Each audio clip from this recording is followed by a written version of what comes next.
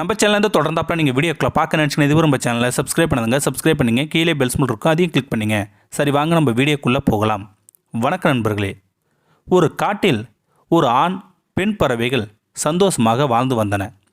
பெண் பறவை கருத்தரித்து முட்டையிட ஆரம்பித்தது.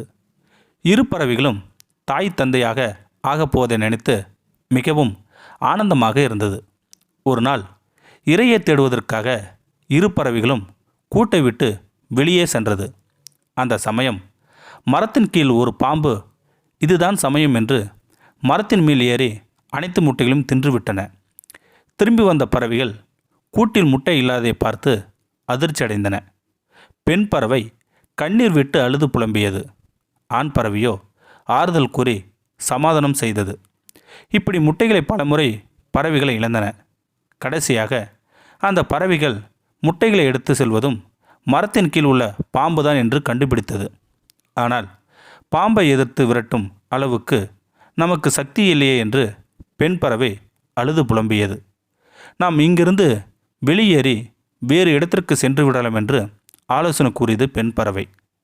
அதற்கு ஆண் பறவை, நாம் புதிதாக செல்லும் இடத்தில் வேறு ஏதாவது துன்பம் நேரிட்டால் அங்கிருந்து வெளியேறுவாயா என்று கேள்வி எழுப்பியது ஆண் பறவை. இங்கே இருந்து இந்த பிரச்சனைக்கு எப்படி தீர்வு காண்பது என்பதை பற்றி யோசிப்போம் என்றது ஆண் பறவை. பிறகு ஆண் பறவை தன் நண்பனான நரியாரிடம் சென்று, நண்பா, நரியாரே, என் மனைவி இடும் முட்டைகளை எல்லாம் ஒரு பாம்பு தனக்கு இணையாக்கி கொள்கிறது. நாங்கள் என்ன செய்வதென்றே தெரியவில்லை. இதற்கு ஒரு உபாயம் கூறுங்கள் என்று சொன்னது அந்த ஆண் பறவை. நரி கொஞ்ச நேரம் யோசித்துவிட்டு ஒரு யோசனை கூறியது.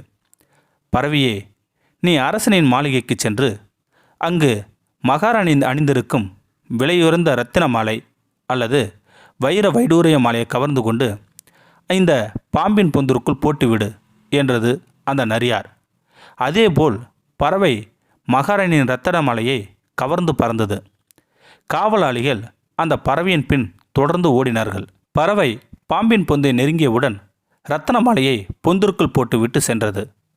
காவலாளிகள் பொந்தின் அருகே சென்று தன் கையில் உள்ள ஈட்டியால் பொந்திற்குள் விட்டு இரத்தினமலையை எடுக்க முயற்சி செய்தனர் காவலாளிகள்.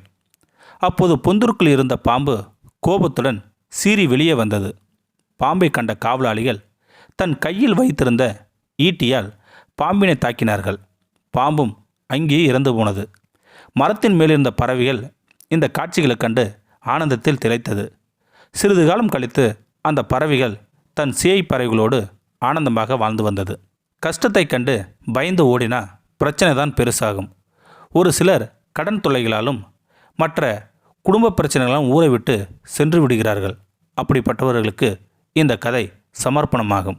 இந்த வீடியோ பற்றி கருத்தை கீழே இருக்கிற கமெண்ட் செக்ஷன் சொல்லுங்கள். அப்படியே நம்மளுடைய சேனலை சப்ஸ்கிரைப் பண்ணுங்க. கீழே இருக்கிற பெல் சிம்பலை கிளிக் பண்ணுங்கள். தேங்க்யூ ஃபார் வாட்சிங்.